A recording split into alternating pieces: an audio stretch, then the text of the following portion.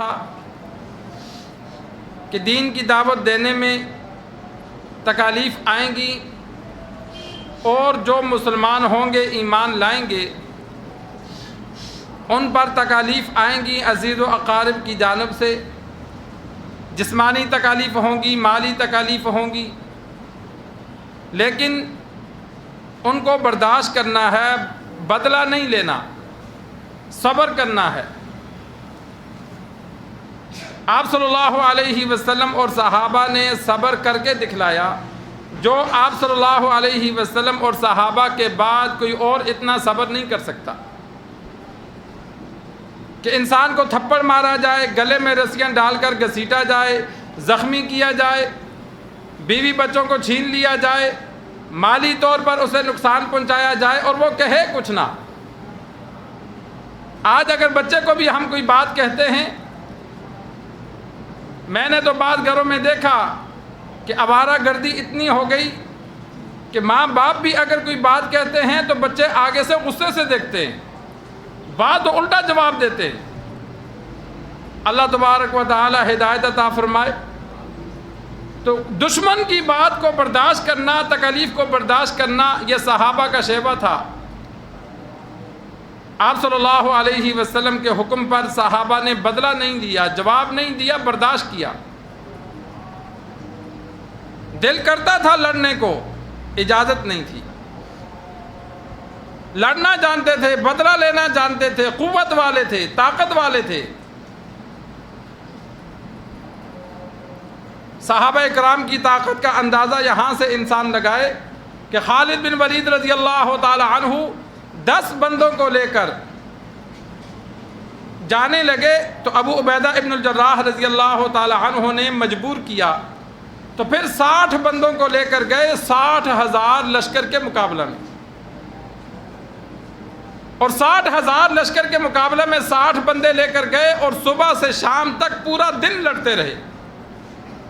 5 بندے قید ہوئے، 5 شہید ہوئے۔ پیچھے سے مسلمانوں کا لشکر پہنچا تو اللہ نے فتح عطا کی۔ 60 بندے 60,000 لشکر سے لڑے اور شہید کتنے ہوئے؟ صرف 5۔ کفار کے ہزاروں مردار کیے۔ یہ ہماری سمجھ سے بالا تر ہے، یہ ان کا جذبہ تھا، ان کو اللہ نے ایک ایمانی قوت عطا کی تھی۔ علی رضی اللہ تعالی عنہ غزوہ خیبر کے موقع پر جو قلعے کا دروازہ اکھاڑ کے پھینکا، حالانکہ علی رضی اللہ تعالی عنہ چھوٹے قد کے تھے، اس دروازہ اتنا مضبوط اور بڑا تھا، قلعے کا تھا۔ یہ جو بڑے بڑے قلعے ہوتے ہیں ان کی بڑی دیواریں، بلند دیواریں ہوتی تھی کہ بندہ اوپر چڑھ بھی نہ سکے، موٹی دیوار ہوتی تھی کہ ان کو توڑا نہ جا سکے، اور دروازے بھی اسی طرح لکڑ کے مضبوط بنائے جاتے تھے۔ علی رضی اللہ تعالی عنہ نے اکیلے نے وہ دروازہ پکڑ کے اکھیڑ کے پھینکا جس کو 100 بندے نہیں اٹھا سکتے تھے۔ یہ ایک ایمانی قوت ہوتی تھی جو اللہ تبارک و تعالی عطا کرتا تھا۔ لیکن صحابہ نے صبر کیا، مدینہ آئے، کفار کی جانب سے تکالیفیں پھر بھی ہوتی تھیں تو اللہ تبارک و تعالی نے جہاد کی اجازت دی، لڑنے کی اجازت دے دی۔ اذن للذین یقاتلون بانہم ظلموا وان اللہ علی نصرہم لقدیر۔ اللہ تبارک و تعالی نے فرمایا جن لوگوں پر ظلم کیا گیا ان کو اب لڑنے کی اجازت ہے، اور لڑنے کی اجازت کے ساتھ اللہ نے فرمایا وان اللہ علی نصرہم لقدیر، لڑنا تمہارا کام ہے، مدد کرنا اللہ کا کام ہے۔ اللہ تمہاری مدد کرنے پر قادر ہے۔ سرکار دو عالم صلی اللہ علیہ وسلم نے پھر کفار کا پیچھا شروع کر دیا۔ یہ ہمارے ہاں غزوہ بدر آتا ہے، یہ غزوہ بدر کبریٰ ہے۔ غزوہ بدر سے پہلے بھی آپ صلی اللہ علیہ وسلم 1 مرتبہ خود کفار کا پیچھا کیا، اور 3 مرتبہ آپ صلی اللہ علیہ وسلم نے کفار کے خلاف لشکر بھیجا، لیکن ان میں کوئی بڑی جنگ نہیں ہوئی۔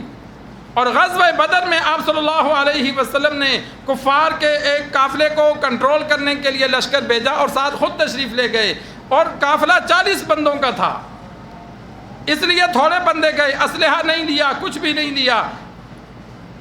313 بندے تھے، 8 تلواریں تھیں، 70 اونٹ تھے، 2 گھوڑے تھے۔ تیاری نہیں کی کہ 40 بندوں کو کنٹرول کرنا ہے۔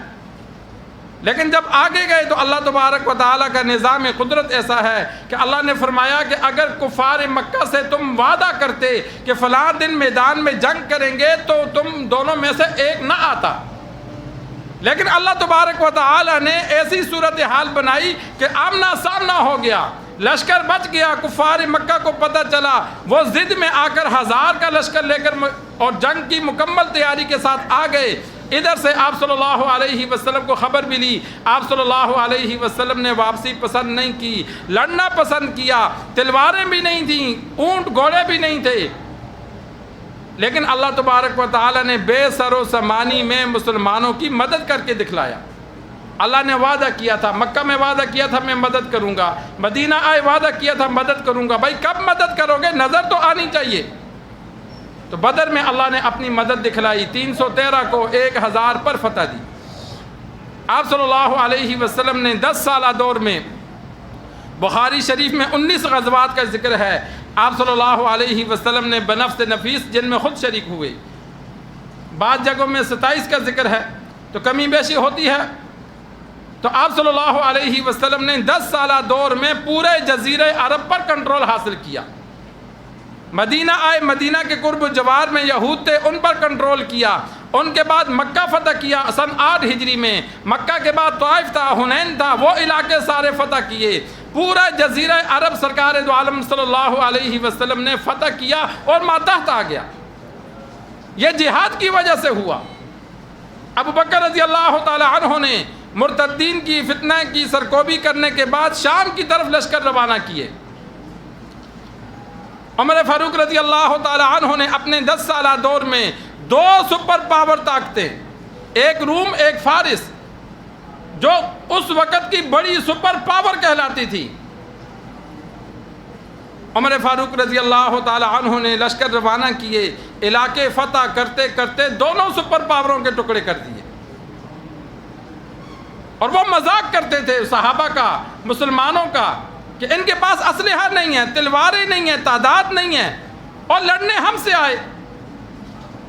لیکن جب میدان جنگ میں اکٹھے ہوئے، غزوہ یرموک